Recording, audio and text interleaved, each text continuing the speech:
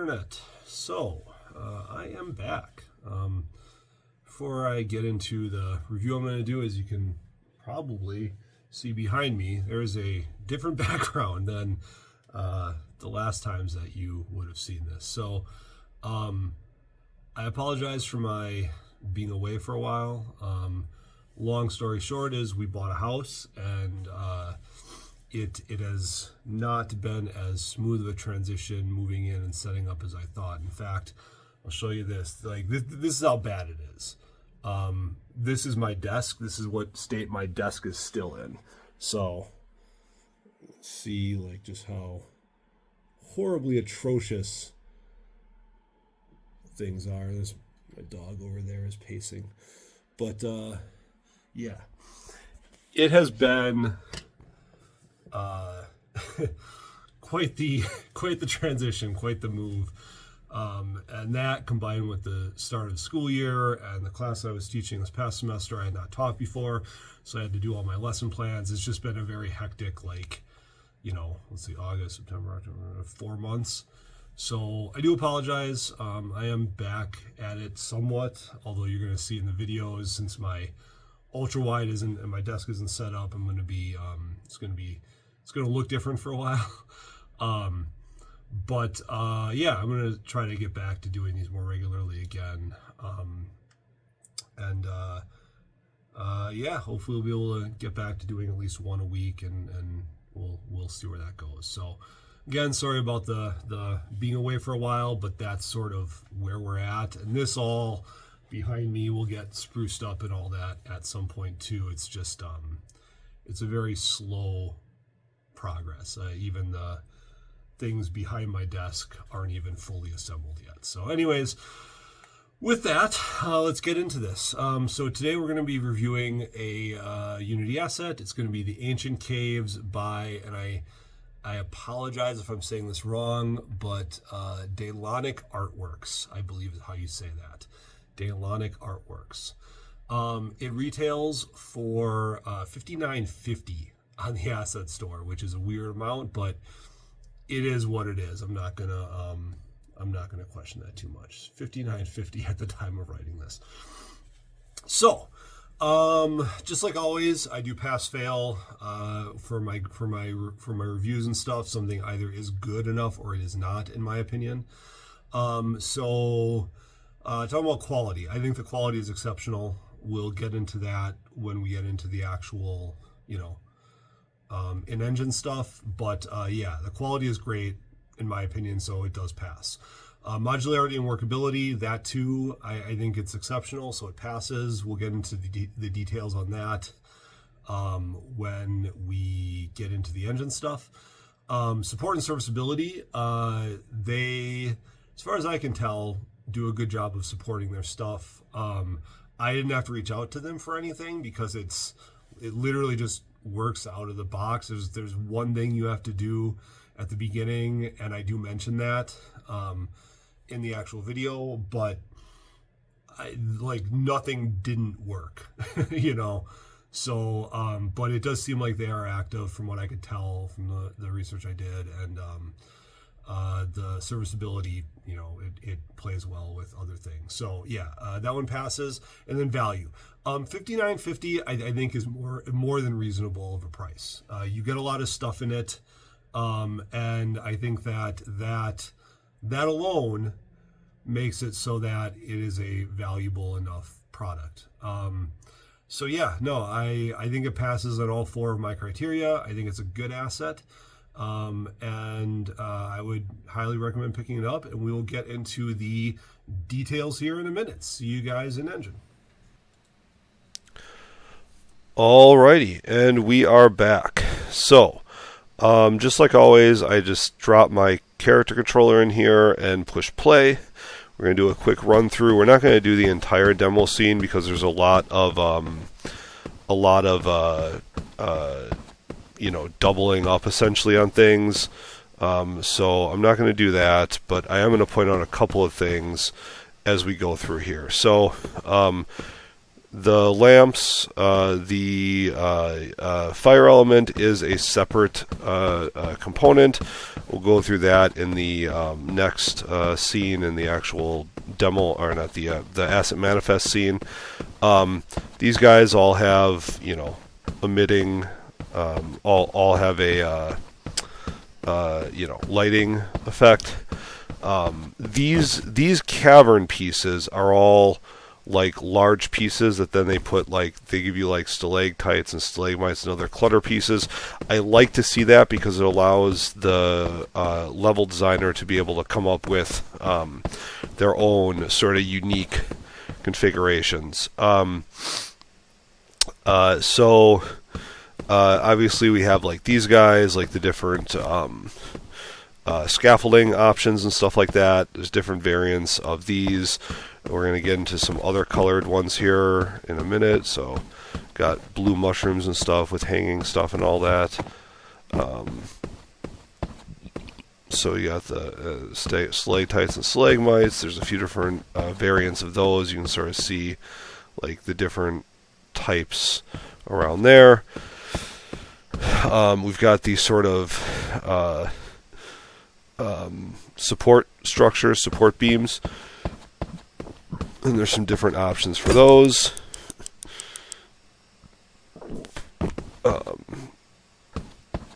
And then we start to get into here. I think I pass it up. I did pass it up. I'm going to go down here real quick. This should be the downward slope because I want to show this, and then we'll head back. Yeah, so we've got a downward cavern. So I want to point out these little stair type pieces, and we'll get into that in a little bit when we get into the asset manifest scene. But then you've got these guys too, sort of jutting out.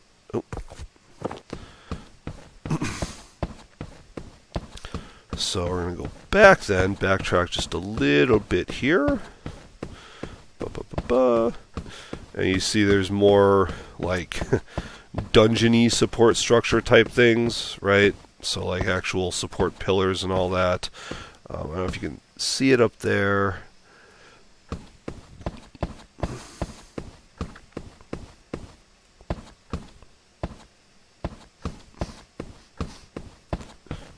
So obviously there's, that sort of stuff. Well, actually go over here to this. So there's other larger lighting elements here as well. There's more scaffolding stuff.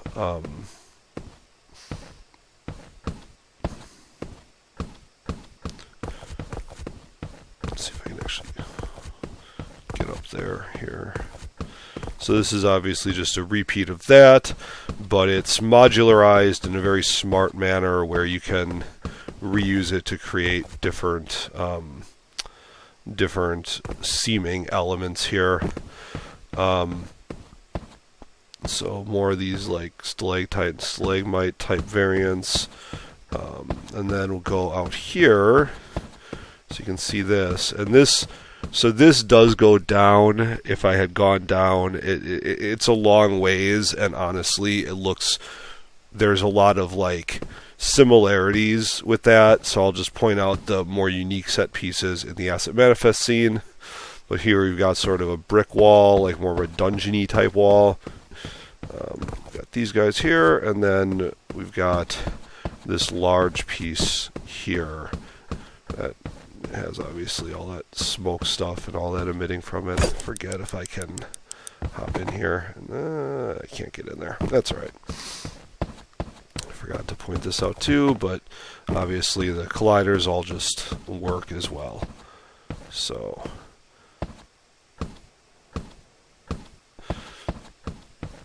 and there's a few different corridor entry and exit points like this too. Alright, so I'm going to close out of this, and then I will see everyone in the asset manifest scene. Alrighty, and we are back. So we are in the asset manifest scene now.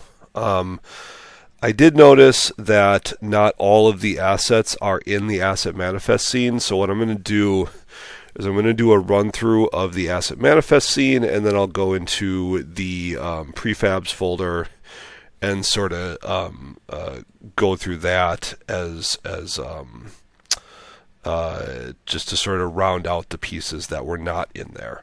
So starting over here, we'll just go through the rooms, I guess, first. It's probably going to be easiest. So when you look at this, you notice that they have like almost like building-like rooms, right? A lot of these are going to be like, if it weren't like rock style, like a rock material, you'd be like, oh, it's a house, right? If it were just like a white box. I actually like that from a level design standpoint, because really for a couple of reasons. One is it scales well. So like if I wanted to make this room twice as big, which in that demo scene that we ran through, most of the set pieces are actually scaled out to 3 by 3 by 3 scale. So I actually do like that because it allows you to be able to really make better, like make more rooms with less, right? So I've talked about that in previous videos, the whole more is less thing, and it allows you to do more, in my opinion, with less prefabs.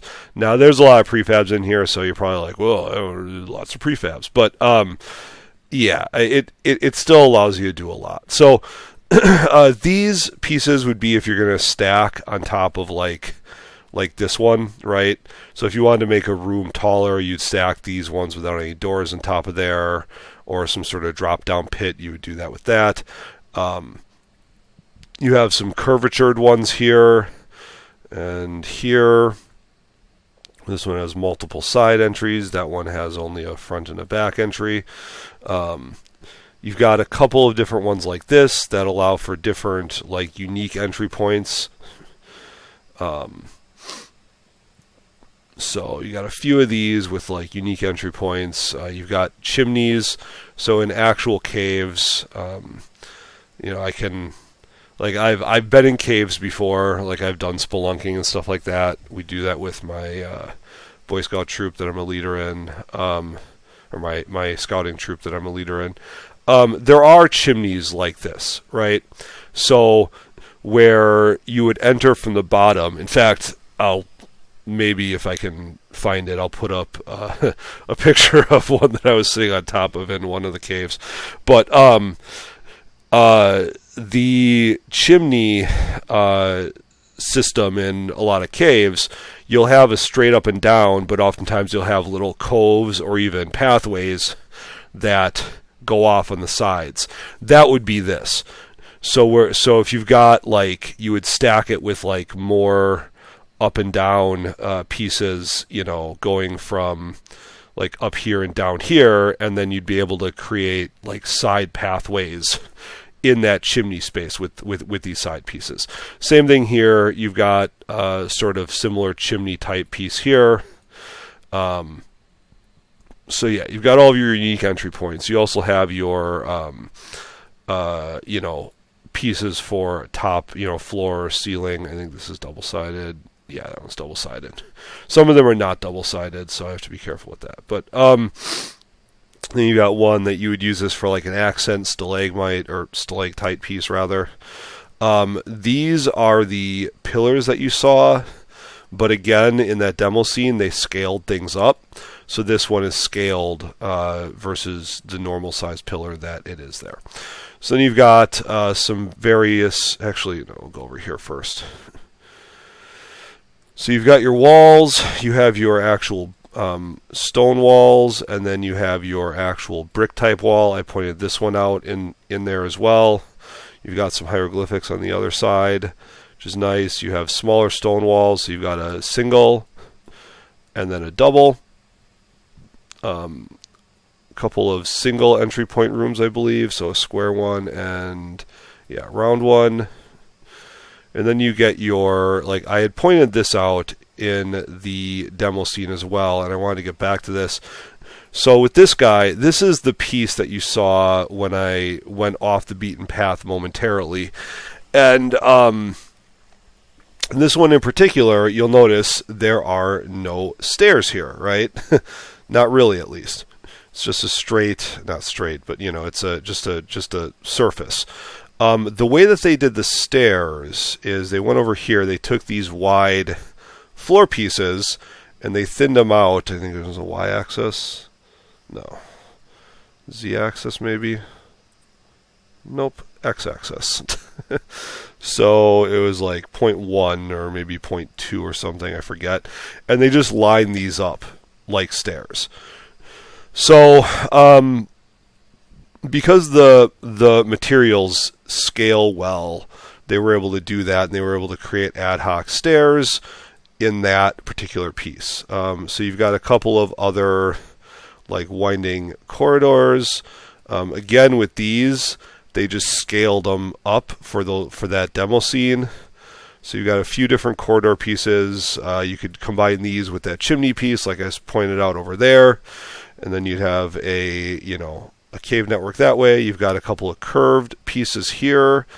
You have your Y piece here, your actual Y path, right? Have another Y path here, but this one doesn't really go anywhere. It doesn't have a third piece.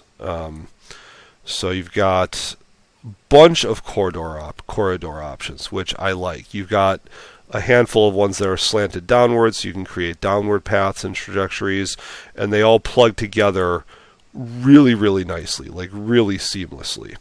So this is just, these ones are just topped, like prefab pieces of these ones over here, a couple of these ones over here. So have another handful of corridors here. Excuse me. Oh man, that is disgusting. I apologize. So you've got a slight downward slanted one here. We'll go back over here actually, so we're not skipping stuff. This one is just that piece over there with the top on it. Same thing with this one, so I'm not going to go into those ones. Another corridor. So you have end pieces. These are helpful if you want to make more unique expanding cave systems. So those are always helpful for that. You have the corridors without the tops prefabbed out for you. These are just like literally those ones without the tops. So I'm not, and then you've got the tops over here and the bottoms for that matter. These double as floors and ceilings. So again, going into the less is more approach, right? Excuse me. So here's an example of where they essentially this one's pre-done for you, but essentially where they doubled up a piece, the top piece and the bottom piece, like I pointed out over there. You could do with, and then you get into some of these. So these are kind of cool dome pieces. And again, you can scale these up or down, which, it makes it a really versatile pack, in my opinion. So here's that, I guess it's more of a V corridor that I showed over there. You have all the top and bottom pieces and stuff like that. So I'm not going to really dive into these all that much. But all of these are double-sided, so they have multiple purposes. You can use them for tops or bottoms. Which is, again, incredibly helpful for making really neat cave systems. So we got our scaffolding stuff over here that I pointed out. It's, in my opinion, modularized in a very smart manner. So when I was going over the little the little smaller pieces or smaller parts in the cave, that was just this where they dragged it down, combined it with this on either side, and just the bottom of the scaffolding wasn't showing. So again, utilizing the assets in my opinion, a really, really smart manner, or the modularization rather, in a really, really smart manner. And then you've got your mushrooms over here. You've got a few different clutter pieces here, and a few different cluttered gems here, and then you've got a few different stalactites, stalagmites over here. So, with that said, I'm going to go over to the prefabs next, and just point out the pieces of the prefabs that were not in there, and then I'll point out the prefabs that were not in this scene there, and if there's anything else noteworthy in that section, I will do that at that time. So I'll see everybody over there.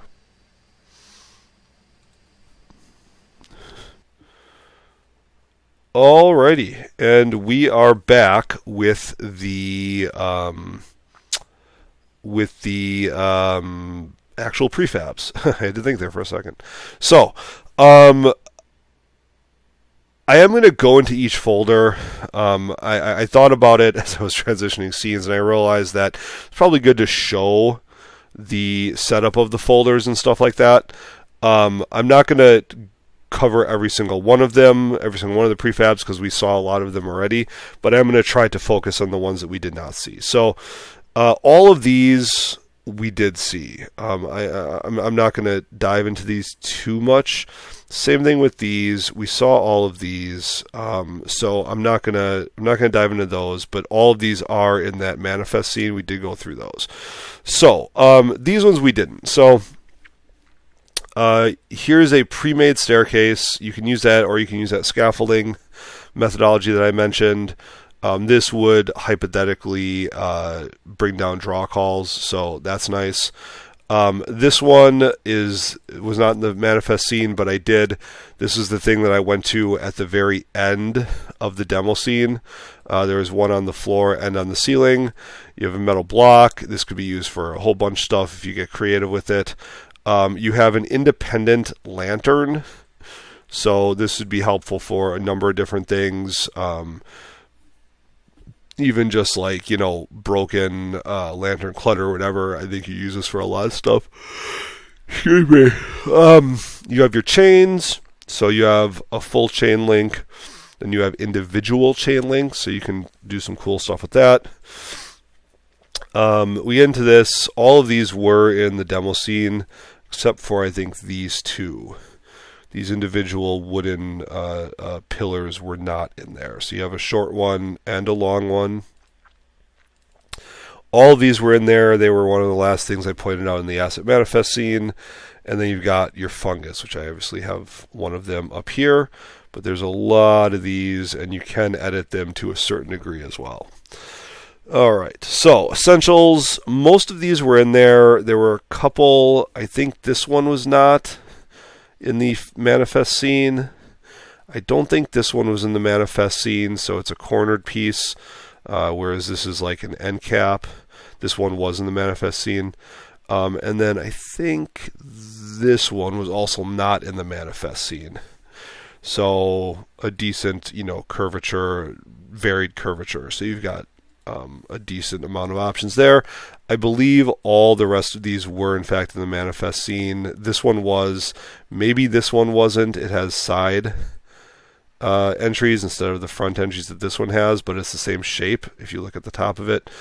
I believe all the rest of these were in the manifest scene. These ones definitely were. I think this one was. I believe that one was, yeah. So I think the rest of these were. So, then you've got your lanterns. So you've got the floor lantern. They used the metal block in here, and they used the. Actually, can I actually open this? Yeah. So you can sort of see what they did. So they used the lantern that was on the top, the lantern in a couple of folders ago that I pointed out.